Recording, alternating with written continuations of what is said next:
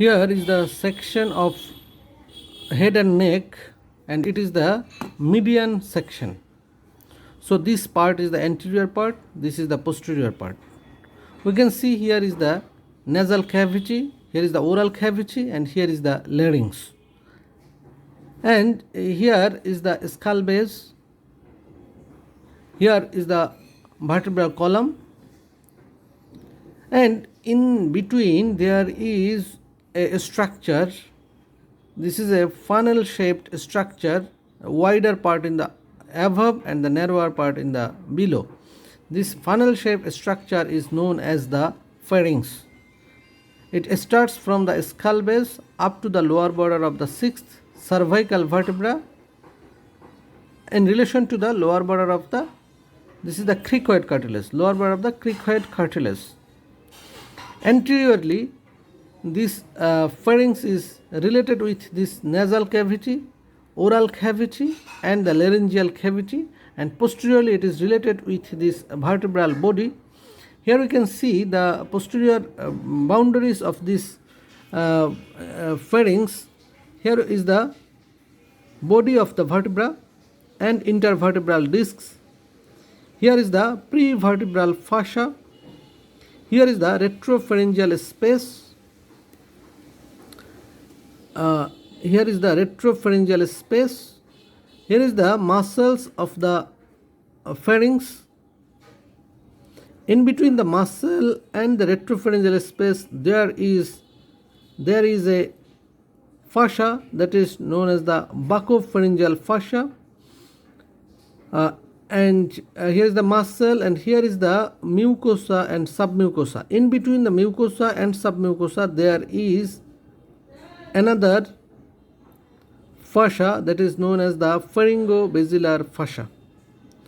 So if we describe the layers of the pharynx, here is the mucosa, submucosa, pharyngobasilar fascia, muscles, and the buccopharyngeal fascia. Behind this buccopharyngeal there is the retropharyngeal space, prevertebral fascia, and the body of the vertebra.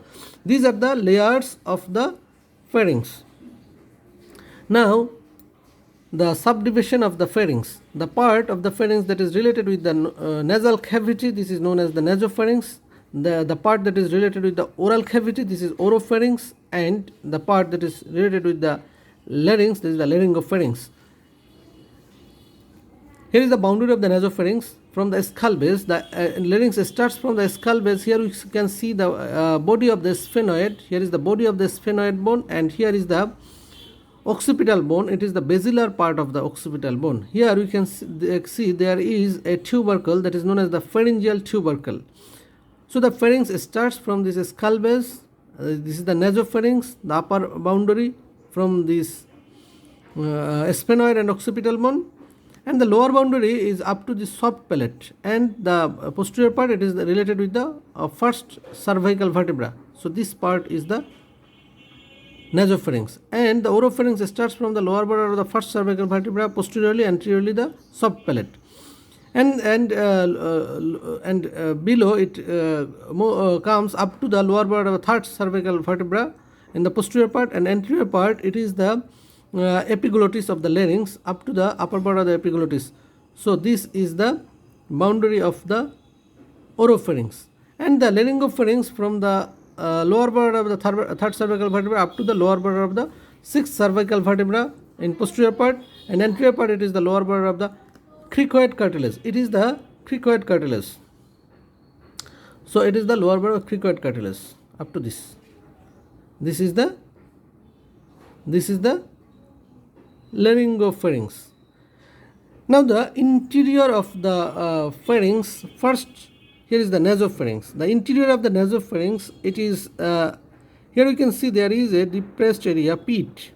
This is the opening of the eustachian tube in the pharynx. So pharyngeal opening of the eustachian tube.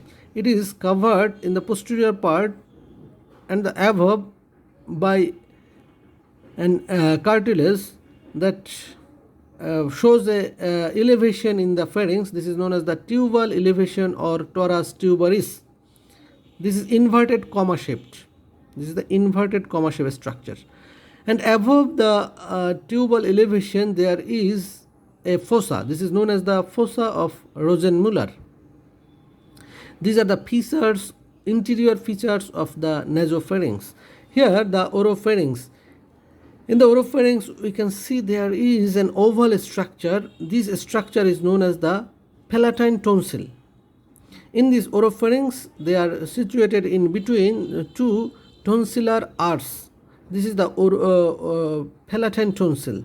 And in the laryngopharynx there is a fossa that is known as the pyriform fossa. Here is the pyriform fossa behind the larynx. Here is the pyriform fossa. So these are the important internal features of the pharynx.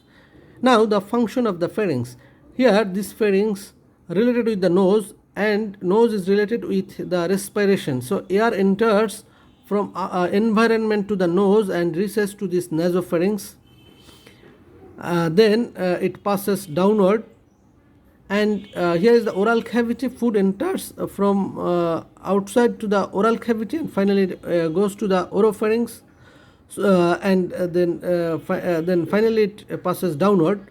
So we can see that nasopharynx is related with the air, oropharynx is related with food from anterior part and the air from the superior part. So it is a common passage of food and air. And in the laryngopharynx the air is directed anteriorly to the larynx and the trachea, and the food particle is directed to the laryngopharynx, and this part is known as the esophagus, through the esophagus. So the functions of the pharynx is that it is a complex pathway for both air and the food particles. Now the walls of the pharynx. If we describe the walls of the pharynx, we have seen that there are some layers of the pharynx. Among the layer there is a muscular coat. This muscular coat has externally there is the circular muscle, and internally there is the longitudinal muscle. In this picture, this is the posterior view of the pharynx. Here we can see the skull base, and it is the basilar part of the occipital bone, from where there is the pharyngeal tubercle. From this pharyngeal tubercle there is a raphe passes downward up to this esophagus. This is known as the pharyngeal raphe. This pharyngeal raphe, all the circular muscles insert in this pharyngeal raphe. The circular muscles is known as the constrictor muscles of pharynx, and the upper constrictor is known as the superior constrictor. Here is the middle constrictor, and here is the inferior constrictor. Here is the superior constrictor muscle, but we cannot see the lower end, the ending of the superior constrictor, as because it is overlapped by the middle constrictor, and the middle constrictor is also overlapped by the inferior constrictor. So the lower end cannot be seen from this posterior view. But there is a gap in between the superior and the middle constrictor muscle. Here is a gap. Some structure may pass from this gap, and here we can see that this muscle enters from the outside to in between the middle and the superior constrictor muscle. This muscle is known as the stylopharyngeus muscle. It is the longitudinal muscle of the pharynx. It passes from the styloid process and comes into the pharynx through the gap between the middle superior and middle constrictor muscles. Here is the stylopharyngeus muscle. Another longitudinal muscle, here we can see here is the tube, pharyngeal tube. It is known as the sulphinx. From this sulphinx there is a muscle that comes to the pharynx. It is known as the sulfingopharyngeus. and from it is the soft palate. From the palate there is another muscle that comes to the pharynx. Here is the palatopharyngeus, and here is the stylopharyngeus that enters in the pharynx through the superior and middle constrictor, gap between the superior and middle constrictor. Here is the stylopharyngeus. So the interior longitudinal muscles is the sulfingopharyngeus, comes from the eustachian tube, palatopharyngeus from the palate, and the stylopharyngeus from this styloid process. These are the longitudinal muscles and these are the circular muscles. This is the pharynx, but here we can see there is a gap in between the superior constrictor and the skull base. Here is the gap. This is the superior constrictor muscle. This is the pterygomandibular raphe, from where the superior constrictor takes origin, and it is the upper border of the superior constrictor muscle. Here is the upper border of the superior constrictor muscle. Here is the skull base, and it is the gap between the skull base and the superior constrictor muscle.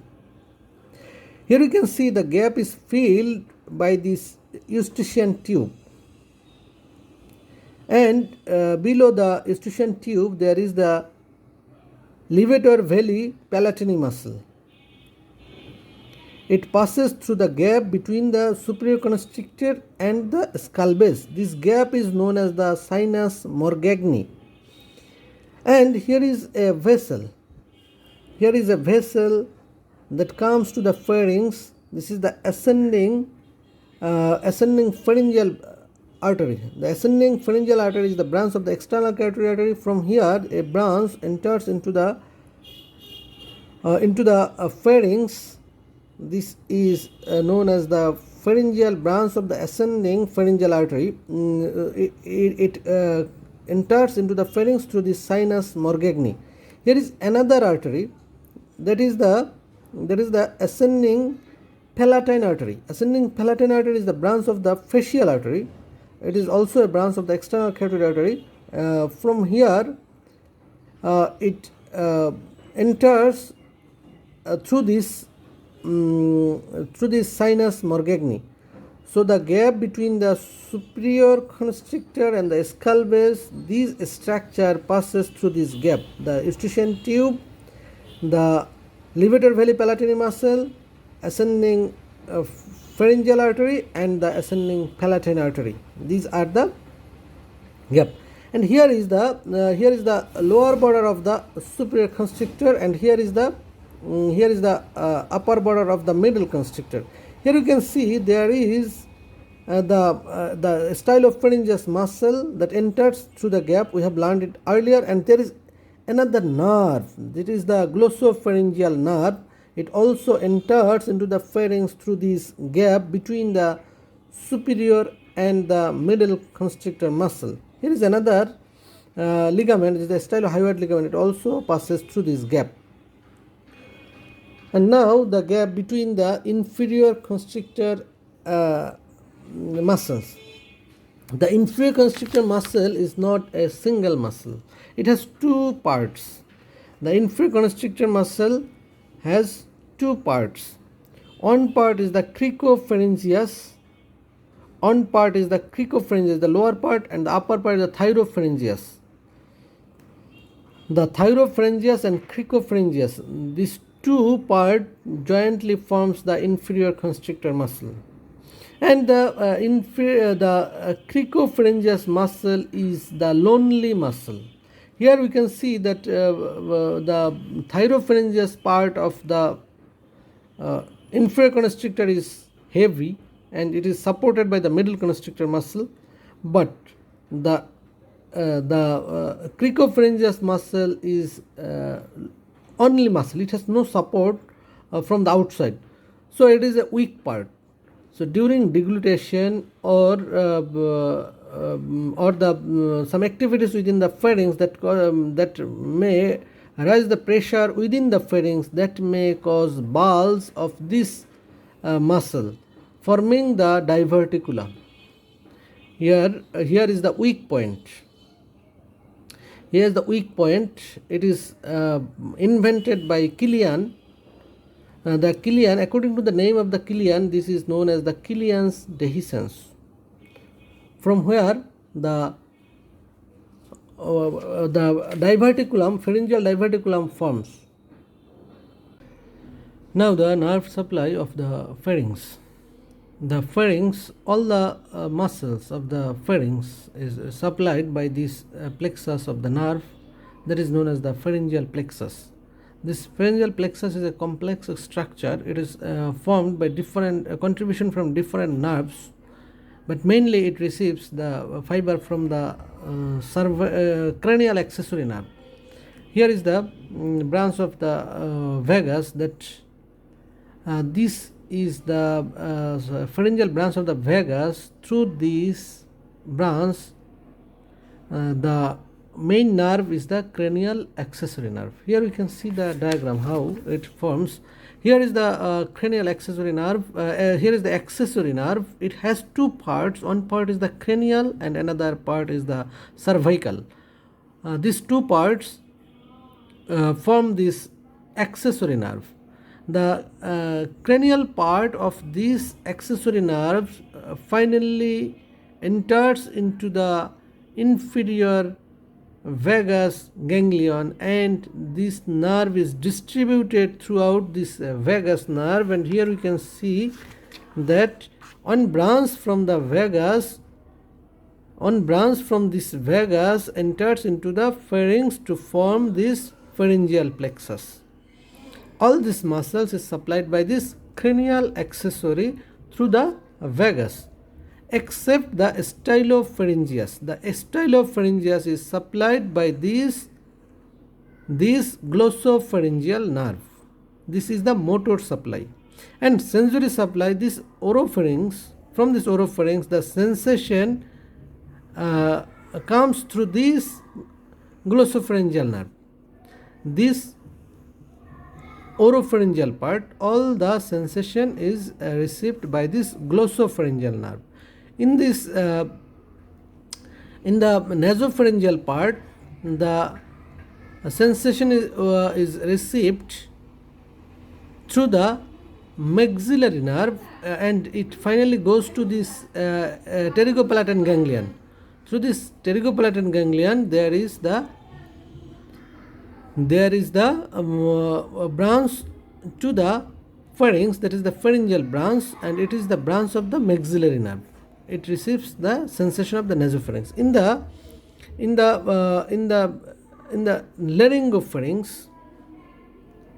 laryngopharynx, branch from this vagus, there is the superior laryngeal nerve. If we see the image here, here is the posterior view of the pharynx, where we can see the superior constrictor. Here is the middle constrictor. Here is the inferior constrictor.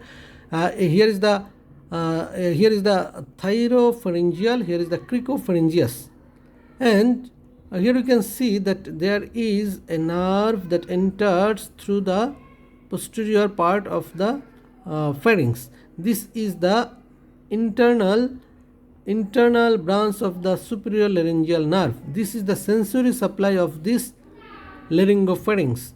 The internal branch of the superior laryngeal nerve finally goes to the vagus nerve. This is the vagus nerve.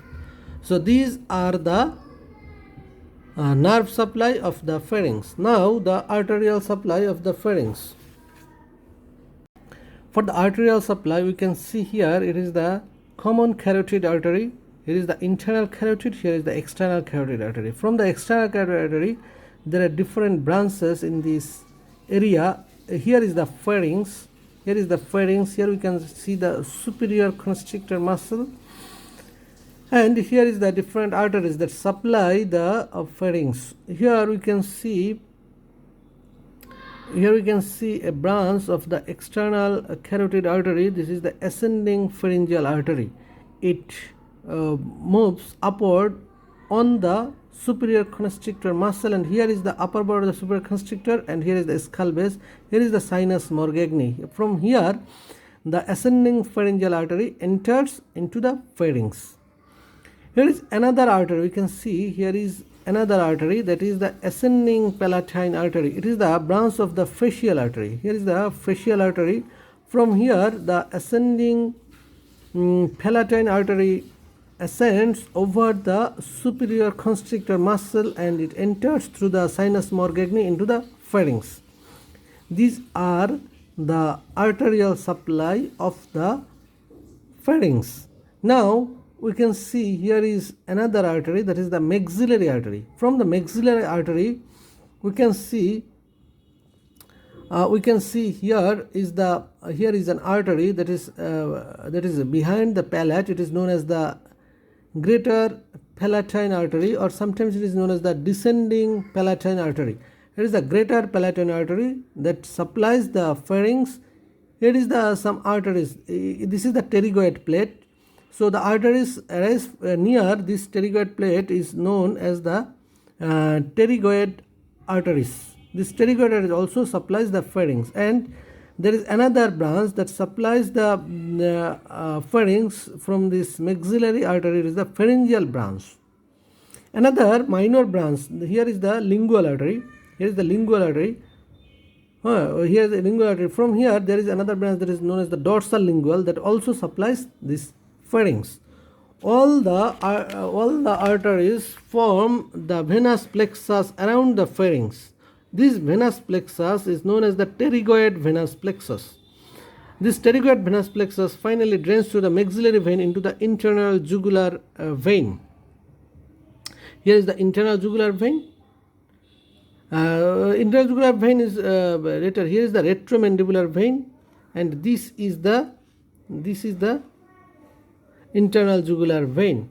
So all the blood comes from this maxillary vein, superficial temporal vein. Here is the retromandibular vein, and finally to the internal jugular vein. These are the arterial supply and venous drainage of the pharynx.